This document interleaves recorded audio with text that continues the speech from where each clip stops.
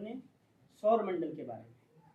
आज हम जानेंगे कि हमारा सौर मंडल क्या है, ठीक है, कैसे पृथ्वी घूमती है, कैसे खगोलीय पिंड, जो जितने सारे खगोलीय पिंड हैं वो कैसे उसके चारों ओर चक्कर लगा रहे हैं।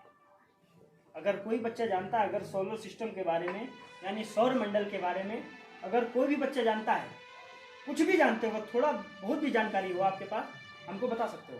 बताओ क्या होता है सोलर सिस्टम, बताओ कोई भी, इधर से बताओ, गर्ल्स इधर बताओ, कोई बताओ, इधर पीछे वाले, किसी ने पता सोलर सिस्टम, सौर मंडल क्या है, किसी तो पता होगा, बताओ बेटा, इधर बताओ, पता है आपको, बताओ, कुछ भी मालूम, गलत मालूम, सही मालूम, जो भी, अगर थोड़ी सी भी जानकारी हो आप बता सकते हैं हमको, बताओ, ये तो हम तो बताने के लिए खड़े हैं यहाँ पर, बताओ जो भी जानकारी हो। क्या हम आज तक समझे हैं सोलर सिस्टम हमारा क्या है, हमने आज तक क्या समझा है कि हमारा जो सौर मंडल है वो क्या है, सौर मंडल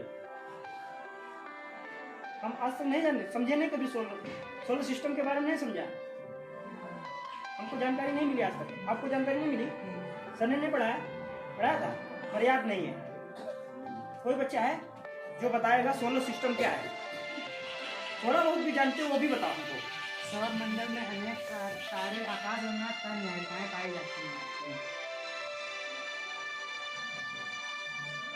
गुड। और कोई बच्चा बैठ जाओ सब। और कोई बच्चा बताएगा, पीछे वाले, इधर कोई बच्चा बताएगा, जानकारी है, अपने कोशिश तो की तुम फिर बच्चे ने बताने की, आना नानो तो एक अलग मैटर है, वो तो अलग बात है, मेरे को नहीं आया कोई बात नहीं आया, तुम समझाने के तो खड़े हैं, बट हिम्मत तो करिए, आप बोलने की हिम्मत तो रखिए, नहीं तो हम भी आपकी तरह डरते तो हम क्यों खड़े होते हैं, हम भी वहीं बैठे होते पीछे। थोड़ी सी हिम्मत लाइए, गलत हो जाएगा वो तो एक अलग मैटर है कि हमसे गलत हो गया, अरे गलत होगा तभी तुम सुधारेंगे भाई, गलती करेंगे तभी तुम सही होंगे, तभी तुम सुधरेंगे, जब गलती नहीं होगी तो हम अगर बढ़िया करते रहेंगे तो होगा ही नहीं कभी। अगर कोई चीज पूछी जाती है, अगर आप क्लास में डर रहे हैं, कोई बात नहीं, मत डरिए, डरने के लिए नहीं है कोई, डरने के लिए हम लोग नहीं, हम लोग यहाँ पर खड़े आपको समझाने के लिए खड़े हैं, डरना थोड़ा है। अगर थोड़ी सी भी जानकारी हो, जो भी जानते हो हमको बताते रहना, अगर नहीं पता है तो हम तो बताएंगे, क्योंकि जब आप बताएंगे और हम आपसे बात करेंगे उसके बारे में समझाएं तो अच्छा लगता है, समझ रहे हो, बात समझ में आ रही, पीछे वाली आवाज आ रही, सौर मंडल पता है क्या, पीछे वाले भैया,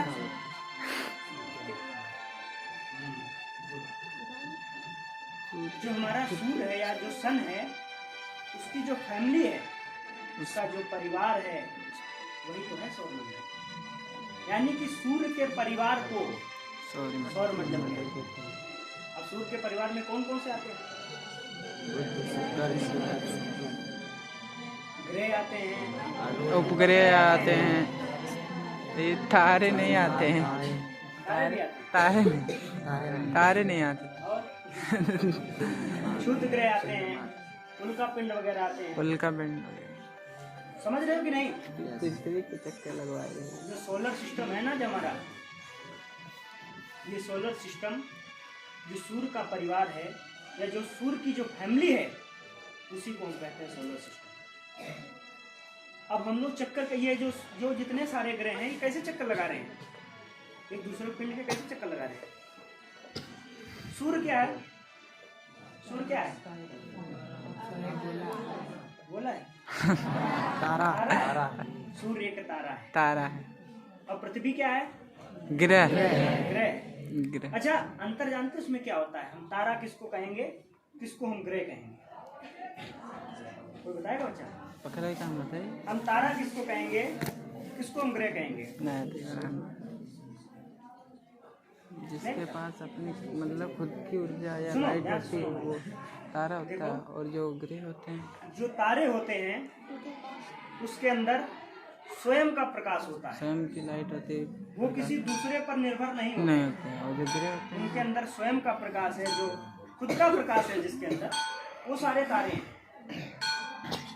और वो सारे ग्रह हैं जो दूसरे पर डिपेंड हैं, जिनके अंदर स्वयं का प्रकाश नहीं है, नहीं है, जिनका जीवन पूरे दूसरे जैसे दूसरे पर पृथ्वी का जो जीवन है किस पर निर्भर है? सूर्य पर। यानी ये दूसरे पर डिपेंड है।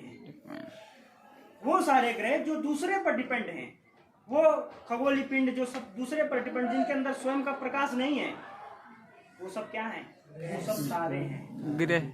और जिसके अंदर स्वयं का प्रकाश है वो सब तारे हैं। समझ रहे हो? जिसके अंदर स्वयं का प्रकाश है वो सब तारे हैं, और जिसके अंदर स्वयं का प्रकाश नहीं है ग्रह उपग्रह हैं। अब क्या करते हैं? पृथ्वी किसका चक्कर लगाती है? सूर्य के। और सूर्य किसका चक्कर लगाता है? किसी का नहीं सर जी, किसी का नहीं लगाता है। वो निश्चित स्थान पर अपने। और पृथ्वी का कौन चक्कर लगाता है? मून, चांद, चंद्रमा, जी। पता है तुमको एक कहानी समझाते हैं। ये कहानी के मतलब कहानी के माध्यम से पूरी ये कहानी समझाते हैं। कहानी ये है कि जो सूर्य भगवान है, या सूर्य जो है सन है, सन, ठीक है, जो सूर्य है, वो जो तारा है, वो बाबा मान लेते हैं बाबा, कि हमारे घर के वो बाबा हैं, बाबा। ठीक है। और जो उसके बच्चे हैं सब, वो वो क्या ग्रह, हैं? ग्रह, वो सारे ग्रह उपग्रह, हैं। और उनके भी जो बच्चे हैं उपग्रह। वो सारे उपग्रह हैं। अब दादा जो हैं वो तो सेल्फ डिपेंड है, उनके पास सब कुछ है। अब दादा के पास कौन चक्कर लगाएगा? उनके बच्चे लगाएंगे कि नहीं? Yes sir. जैसे दादा होते तो मांगने जाते, पापा कहाँ, किससे पूछने जाते हैं? कुछ काम करना होता है कहीं जाते, किससे पूछने जाते हैं? दादा से। दादा से पूछने जाते हैं। दादा के चारों चक्कर लगाते हैं कि नहीं? ये दादा उनके पीछे घूम रहे हैं, पीछे चारों तरफ घूम रहे हैं उनके। ये कुछ भी पूछने जाते हैं, सलाह लेने जाते हैं, कुछ भी करने जाते हैं, तो किससे? दादा से पूछने जाते हैं, ठीक है। अब जो पूछने जा रहे हैं, जैसे मान लो तुम्हारे मम्मी पापा हो सकते हैं, यस दादा के पूछने जा रहे हैं, मम्मी पापा हो रहे हैं तुम्हारे। और मम्मी पापा से पूछने कौन जाता है? हम मम्मी लोग। पीछे कौन चक्कर लगाता है? हम लोग। हम लोग जाते हैं। हम लोग जाते हैं कि नहीं? हम लोग किसके वो चक्कर लगाते हैं? मम्मी चलो, पापा। कुछ खरीदना किसके पास जाएंगे? Mummy papa. यानी कि हम स्वयं डिपेंड नहीं है अपने पर। हम किस पर डिपेंड है? Mummy mummy papa. पापा। मम्मी पापा कौन है? हमारे ग्रह हैं सारे। ग्रह, हम यानी उपग्रह। कि हमारे सारे ग्रह हैं। और जो हम लोग हैं उपग्रह। यानी कि हम लोग जो उपग्रह हैं, और जो मम्मी पापा हमारे ग्रह, हम उनके चारों ओर चक्कर लगा रहे हैं। और मम्मी पापा हमारे किसके चारों चक्कर लगाने हैं? दादाजी वो के। दादा के। दादा कौन थे? सन, सूर्य। सन थे, हमारे सूर्य थे, इनके चारों ओर चक्कर लगा रहे हैं। और सूर्य किसके ओर चारों चक्कर लगा रहा है? और जैसे दादा मान लो किसके चक्कर लगाते हैं? दादा हमारे गांव चक्कर लगा रहे हैं, पूरे गांव का चक्कर लगाते हैं नहीं दादा? और वो हमारे सूर्य जो हैं, दादा जो सूर्य हैं, वो पूरे आकाश गंगा का चक्कर लगा रहे हैं। जो हमारी आकाश गंगा है ना, मिल्की वे। चारों चक्कर लगा रहे हैं। समझ में आ रहा है कि नहीं? पता चला कि नहीं? ग्रह क्या है, उपग्रह क्या है, और तारे क्या हैं? अच्छा, ये सब इनका निर्माण कैसे हुआ है? ये सब कैसे बने? ये तो एक कॉन्सेप्ट था जो अभी बताया गया है, जो अभी नया रिसर्च में आया है। उन्होंने बताया है कि जो ये सूरज है ना, वो केंद्र पर स्थित है। उसके सारे चारों ओर जितने भी ग्रह हैं, वो सब सारे चारों ओर उसके चक्कर लगा रहे हैं। मगर इसके पहले क्या था? जब लोगों ने साइंस डेवलप नहीं हुई थी, जब लोगों ने पहले जानते नहीं थे, तब क्या मालूम बताते थे? कि सूर्य हमारे पृथ्वी की ओर चक्कर लगाता है। नहीं, सबसे पहले एक वैज्ञानिक हुए, उनका नाम था टॉलमी। उन्होंने कहा, एक सिद्धांत दिया। उन्होंने कहा कि जो पृथ्वी है वो हमारे केंद्र में स्थित है, सूर्य। और सारे ग्रह जितने और खगोलीय पिंड, जितने भी सारे खगोलीय पिंड हैं, वो सारे चक्कर लगा रहे हैं उसके। किसके? पृथ्वी के चारों ओर लगा रहे हैं। और ये यूरोप साइड में थे। और धीरे धीरे ये 147 ईस्वी के आसपास की बात है ये। और वहाँ के जो यूरोप के लोग जो थे वहाँ पर, वो लोग सारे यूरोप वालों ने, वहाँ पर क्या था, धर्म का ज़्यादा प्रभाव था। वहाँ की राजनीतिक व्यवस्था कैसी होगी, वहाँ की आर्थिक व्यवस्था कैसी होगी, वहाँ पर धर्म का प्रभाव था। धर्म डिसाइड करता था कि वहाँ की राजनीति कैसी होगी। तो वही जो टॉलमी वैज्ञानिक थे, उनकी बात को ही मान लिया उसने। धर्म में आपने मान लिया कि पृथ्वी केंद्र में है, सारे चक्कर उसके, सारे जो खगोलीय पिंड है पृथ्वी के, वो सारे चक्कर लगा रहे हैं। और जो धर्म में शामिल कर लिया गया तो उस पर कोई इंटरफेयर नहीं कर सकता है। फिर जब दूसरे वैज्ञानिक हुए, उनका नाम था कॉपरनिकस। 1500 साल लग गए दूसरे वैज्ञानिक को आने में, 1500 साल। और 1500 साल में जब दूसरे वैज्ञानिक हुए जिनका नाम था कॉपरनिकस, जब कॉपरनिकस आया तो कहने लगा कि भैया टॉलमी भाई तुम गलत हो, पृथ्वी केंद्र में नहीं है, केंद्र में कौन है? सूर्य केंद्र में है, और बाकी जितने खगोलीय पिंड हैं वो सब सूर्य के चारों ओर चक्कर लगाए। मगर वहां पर उनकी बात सुनने वाला तो कोई था ही नहीं। और यूरोप में वहां पर सबसे ज्यादा ईसाइयत वाले लोग थे, ईसा मसीह को मानने वाले लोग, और वो धर्म ही डिसाइड करता था कि क्या है, क्या सही है, क्या गलत होगा, कैसी राजनीतिक व्यवस्था होगी, वहां पर आर्थिक व्यवस्था कैसी होगी, वहां का सिस्टम कैसे चलेगा, सब धर्म डिसाइड करता था। जब इन्होंने बताया अच्छा तुम धर्म के साथ छेड़छाड़ कर रहे हो हमारे, इनको कॉपरनिकस को उठा के सूली पर लटका दिया। बोले अच्छा तुम ये बताने आए उनको, यहाँ पर सूर्य है, अच्छा सूर्य नहीं लेकर आए, बोले ये छेड़छाड़ कर रहा हमारे धर्म के साथ, उनको फांसी पर लटका दिया गया कॉपरनिकस को। फिर इसके बाद एक दूसरा वैज्ञानिक जब जन्म लेगा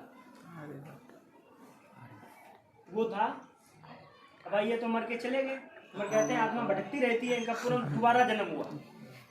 अब दोबारा जन्म होकर जब न्यूटन बन के आएंगे, न्यूटन का नाम सुना है? Isaac Newton. न्यूटन आए तो वो तो क्लास जाते नहीं थे, भाग जाते थे, पार्क में पड़े हैं, कहीं लेटे हैं, क्लास बहुत कम जाते थे। अब तो कोई पकड़ने वाला था नहीं, कैमरे लगे कि उनको पकड़ लाओ जाके। तो वो एक दिन सेब नीचे, एक पेड़ नीचे बैठे, सेब टप से नीचे टपक गिरा के बोले ऊपर कैसे गिरा के। तो जब तक वो बच्चा था उसको वो चीज समझ नहीं आई। जब उसको वो चीज समझ, जब बड़ा हो गया, जब साइंटिस्ट बना, तो वो चीज समझ में आई कि वो सेब नीचे ही क्यों गिरा। तब एक नई खोज हुई गुरुत्वाकर्षण की, कि जो हमारी पृथ्वी है अपनी ओर हर चीज को खींचती है। तब एक नया सिद्धांत आया गुरुत्वाकर्षण का सिद्धांत। जब गुरुत्वाकर्षण का सिद्धांत आया तो हमारे यूनिवर्स में, हमारे ब्रह्मांड में नए नए आविष्कार होने लगे, नए नए रहस्य खुलने लगे। लोगों की इच्छा और बढ़ने लगी कि ब्रह्मांड की उत्पत्ति कैसे हुई, ब्रह्मांड कैसे बना। जब गुरुत्वाकर्षण का सिद्धांत आया, जब ग्रेविटी की खोज हुई, जब गुरुत्वाकर्षण की शक्ति की, उससे पता चलने लगा कि ब्रह्मांड के नए नए आविष्कार होने लगे, नई नई चीजों के बारे में लोग जानने लगे। और फिर उसके बाद आए नए एक और साइंटिस्ट आए, उनका नाम था केपलर।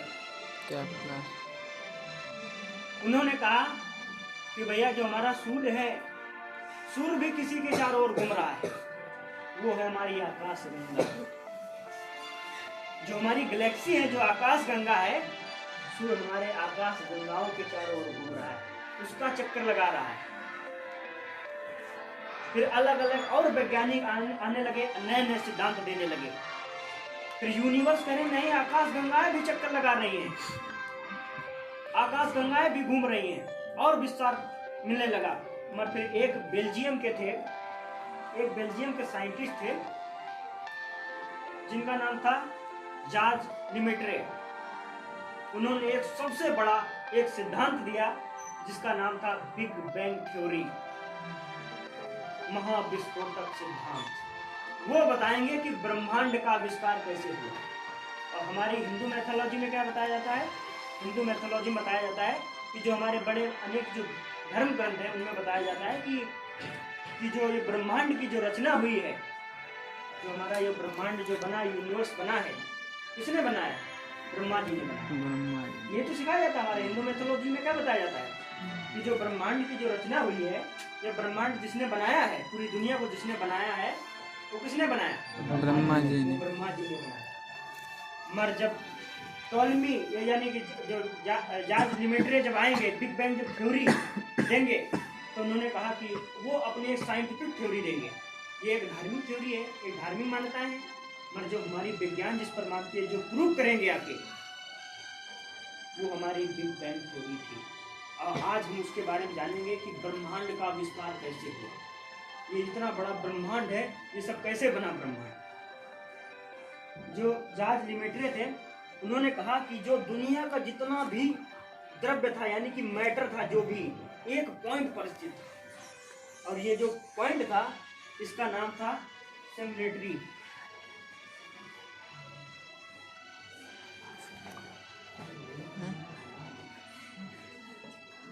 नीचे करी इसका नाम था सिमुलेटरी। बोले जो ये पॉइंट था एक मटर के दाने के समान था, और इसके अंदर इतना ज्यादा गुरुत्वाकर्षण शक्ति थी, इतनी ज्यादा ऊष्मा थी कि जितने भी सब ब्रह्मांड में जितने भी सब ये द्रव्य पदार्थ या मटेरियल जो भी घूम रहे थे, सब ये इतना पावर था इसके अंदर, सब खींचने लगा, ये अपनी ओर खींचने लगा, सब खींच लेता था इधर चारों तरफ से, सब खींचने लगा अपनी ओर। और ये जो मटर के दाने था, मटर के दाने के समान था, इसका गुरुत्वाकर्षण शक्ति और बढ़ने लगी, और उसके अंदर पावर आने लगी, शक्तियां बढ़ने लगी, जो भी चीज था, जो भी मैटर घूम रहा था, सब खींचने लगा अपनी ओर, और यहाँ पर सब इकट्ठा होने लगा। मगर उसका जो घनत्व था वो बढ़ने लगा, उसका घनत्व में मात्रा बढ़ने लगी, मगर उसका आयतन नहीं बढ़ा। उस पर इतना ज्यादा प्रेशर पड़ने लगा, इतना ज्यादा प्रेशर पड़ने लगा, जैसे मान लो अगर बैलून है, गुब्बारा है, अगर उसके अंदर पानी भर दो, उसको बंद कर दो, उसको लगा दो, उसको बंद कर दो, अगर उस पर वही गुब्बारे को अगर प्रेशर देने लगे, खूब दबाने लगे, एक समय आएगा कि वो प्रेशर झेल नहीं पाएगा, वो क्या होगा, हमारा बैलून जो होगा वो फट जाएगा। अब फट जाएगा, जैसे फटेगा वो, और उसमें से सारे उसके अंदर जो पानी भरा है वो फैल जाएगा। ऐसे ये जो पॉइंट था, जो मटर के दाने के समान जो पॉइंट था हमारा, इसके अंदर इतना गुरुत्वाकर्षण शक्ति थी, इतना ज्यादा पावर था, इतनी ज्यादा ऊष्मा थी इसके अंदर, ये एक घनत्व से ज्यादा बर्दाश्त नहीं कर पाया। और जब ये बर्दाश्त नहीं कर पाया तो ये वाला जो मटर के दाने के समान था ये फट गया।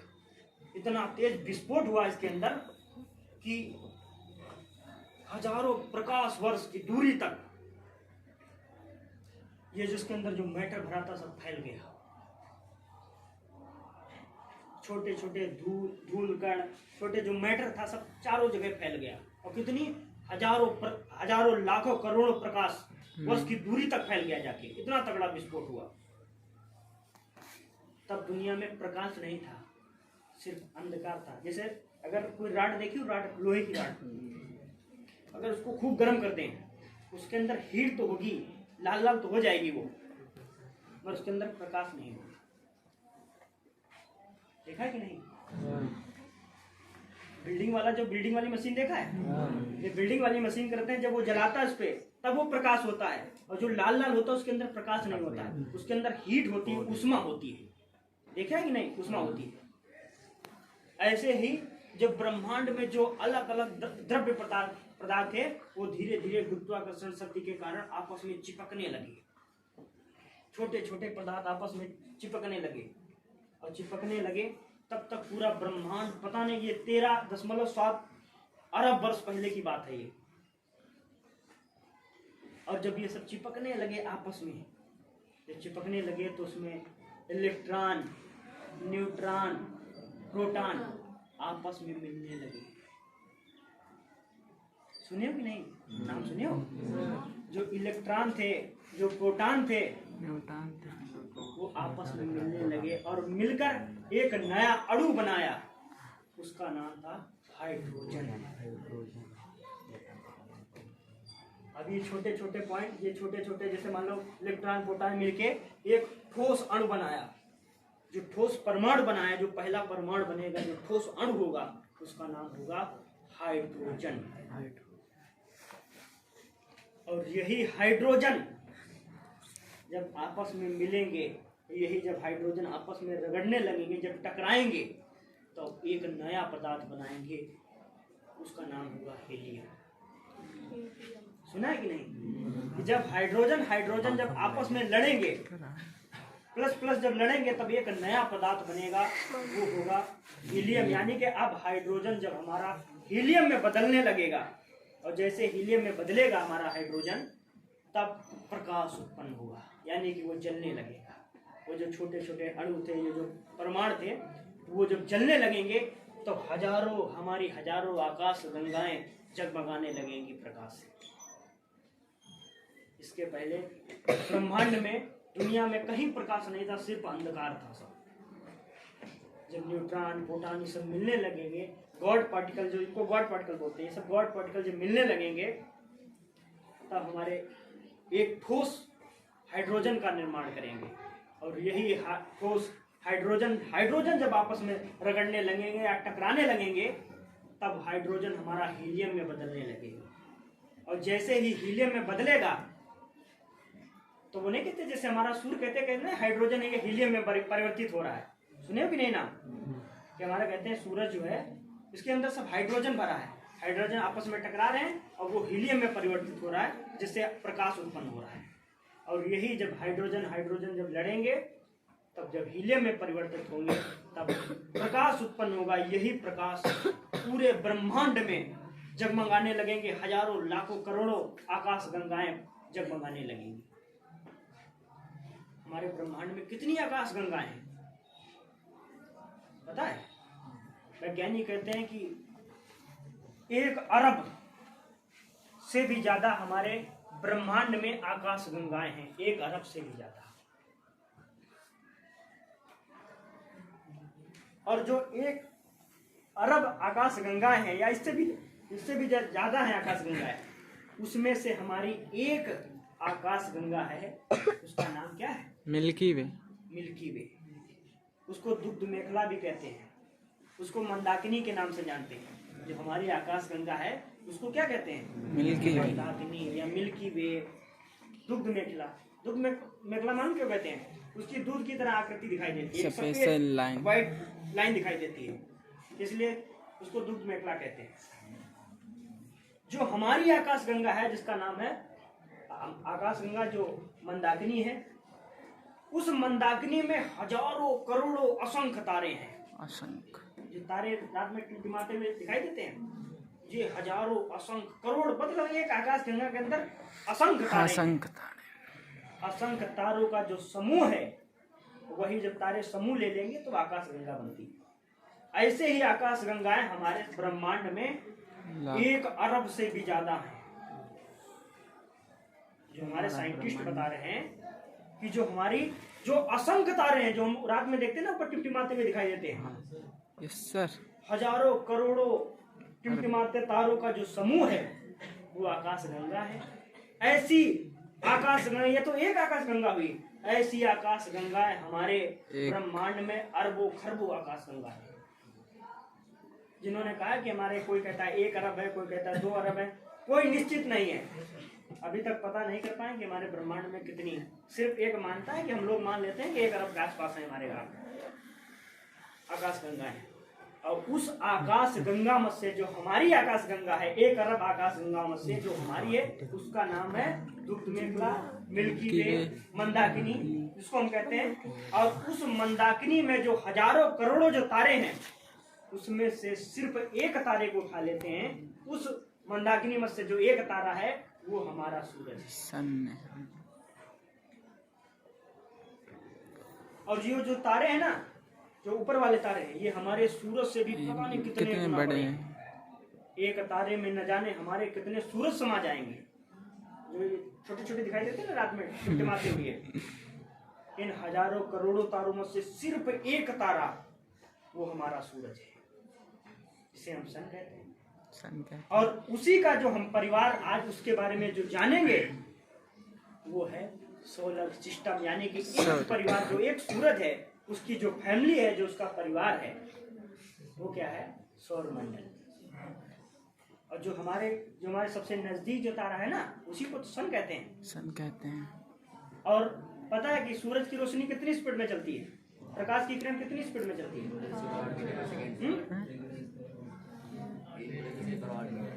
2,98,000 के आसपास चलती है, मतलब 3 लाख किलोमीटर प्रति सेकंड के हिसाब से, यानी कि 3 लाख किलोमीटर प्रति सेकंड में सूरज की रोशनी कितनी दूर जाती है? यानी कि 3 लाख किलोमीटर चली जाएगी 1 सेकंड।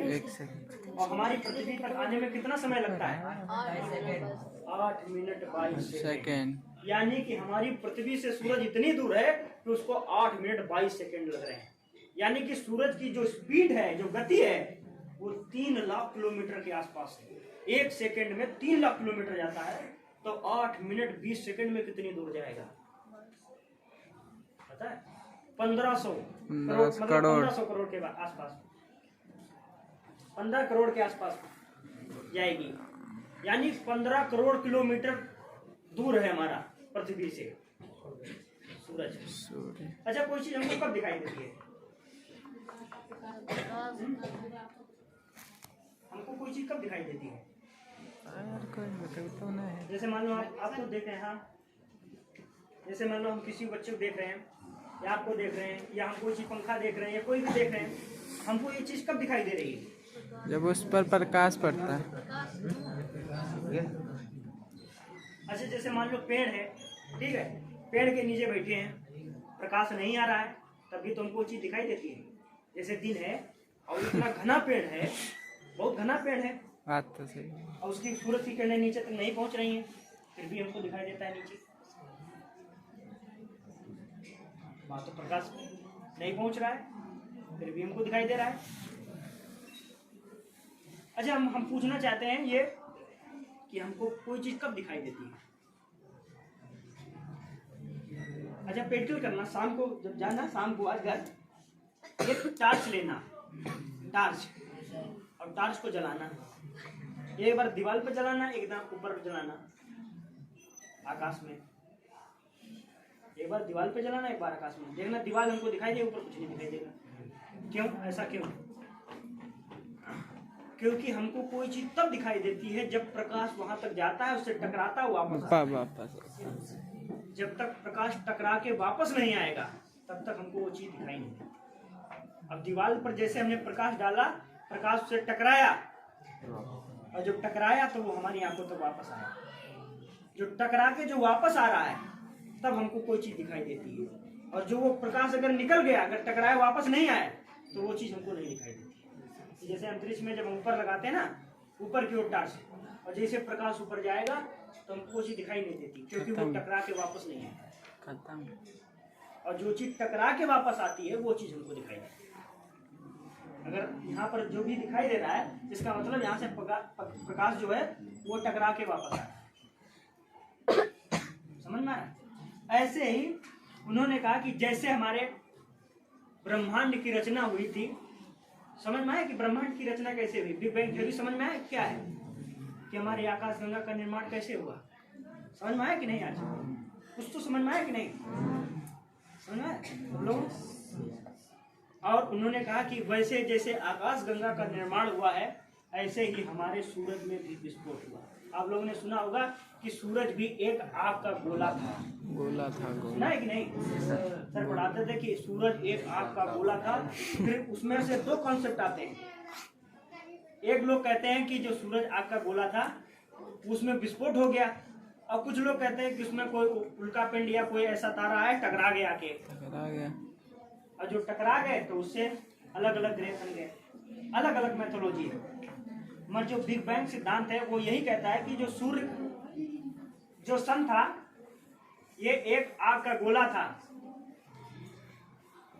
जो सन था वो एक आग का गोला था, और उसमें भी जैसे ब्रह्मा पूरी हमारे आकाश गंगाओं का निर्माण हुआ था, ऐसे ही हमारे जो सूरज आग का गोला था, इसके अंदर जब विस्फोट हुआ, जब सूरज के अंदर जब विस्फोट हुआ, तो हमारे छोटे छोटे जो अलग अलग उसके जो टुकड़े टूट गए थे, सूरज से जो निकले थे, वही टुकड़े हमारे बनने लगे ग्रह। और वही टुकड़े, छोटे छोटे टुकड़े अपने केंद्र पर तो घूमेंगे, साथ साथ सूरज के चारों ओर चक्कर लगाएंगे। अगर जैसे मान लो ये पृथ्वी है, ये पृथ्वी है ना, ये क्या कर रही है? अपने केंद्र पर घूम रही है। ये अपने केंद्र पर घूमना, इसको क्या कहते हैं? जब कोई चीज, कोई पिंड जब अपने केंद्र पर घूमता तो क्या कहते हैं उसको? कौन सी गति होती है उसमें? उसको घूर्णन गति कहते हैं। घूर्णन गति ना, अपने केंद्र पर घूम रही है। जब कोई चीज अपने केंद्र पर घूमने लगती है, पृथ्वी अपनी घूर्णन गति कर रही है, देखो अपने केंद्र पर घूम रही है। और वही जब सूरज के चारों ओर घूमने लगेगी, मंदिर गए हो कभी? मंदिर के चारों ओर जब परिक्रमा करते हैं ना, तो क्या कहते हैं? जाओ मंदिर के चारों ओर घूमना, मतलब परिक्रमा करना। और यही जब पृथ्वी अपने घूमते घूमते चारों, सूरज के जब चारों ओर घूमने लगेगी, जब सूरज के चारों ओर घूमने लगे तो उसको गति को क्या कहेंगे? परिक्रमा। समझ रहे हो कि नहीं? जब अपने केंद्र पर घूम रही है, या पृथ्वी अपने केंद्र पर घूम रही है, तो कहते हैं घूर्णन गति हो रही है। और यह घूर्णन गति करते करते जब सूरज के चारों ओर चक्कर लगाने लगती है, तब उसको क्या कहते हैं? परिक्रमण काल। समझ में आया कि परिक्रमण क्या होता है, घूर्णन क्या होता है? घूर्णन यानी कि अपने केंद्र पर घूमना। कोई भी खगोलीय पिंड जो अपने केंद्र पर घूमता है, वो घूर्णन गति होती है। अब जब चारों ओर, किसी के चारों ओर चक्कर यानी परिक्रमा करने लगे, जैसे मंदिर नहीं चारों क्या करते हैं? परिक्रमा करते हैं। ऐसे ही हमारी पृथ्वी सूरज के चारों ओर परिक्रमा कर रही है। और ये जो पृथ्वी जब अपने केंद्र पर घूमती है, तब क्या होता है? घूर्णन तो होता है। इसके साथ साथ क्या चेंजमेंट होता है, क्या बदलता है? दिन और रात। दिन और रात होते हैं। यानी कि जो पृथ्वी है, जब अपने उसके केंद्र पर घूमती है, जब अपने केंद्र पर घूमने पूरा चक्कर लगाने में कितना समय लगता है? 24 घंटे। 24 घंटे। 24 घंटे में दिन और रात होते हैं कि नहीं? ना है कि नहीं कि 24 घंटे में दिन और रात होती है। और जब पृथ्वी अपने केंद्र पर घूम रही है, जब पृथ्वी अपने केंद्र पर एक चक्कर लगाती है, तब हमारा पूरा दिन और रात होती है। अब कैसे हो रहे हैं दिन और रात? मान लो कि सूरज इधर है, ठीक है भाई, प्रकाश डाला गया। हाँ, क्या होगा इधर?